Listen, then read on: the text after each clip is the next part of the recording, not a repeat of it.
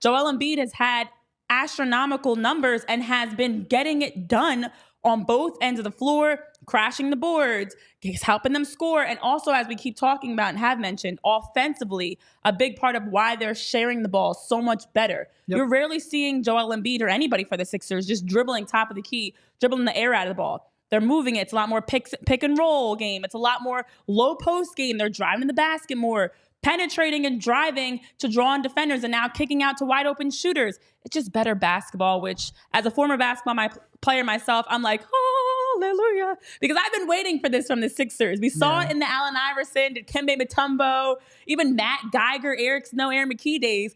But we haven't really seen it since then. This is classic Philly basketball. And I know someone said in the chat, Tyrese Maxey was giving us a little AI vibe today with the way he was running the offense especially.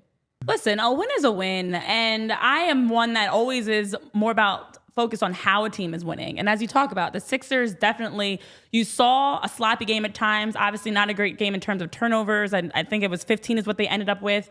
But they forced steals. They made great plays. They were able to run the floor and transition well. And also different guys were able to get going. Now, the bench production early on was something that was a concern for me, that it took until the fourth quarter before we saw a single bench point.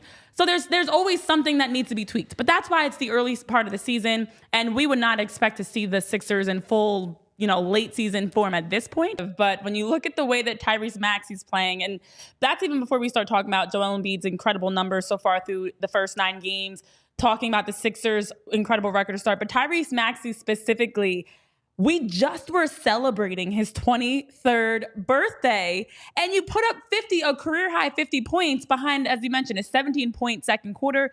The blocks that he had, that block against Buddy Hield was nasty. A lot of guys don't even go up for that. He contests it, he times it well, doesn't foul, gets all ball, and then is racing the other way in transition to run the floor and help set up a chance for the Sixers. Obviously, they didn't score that, but they still got to the line off of that play.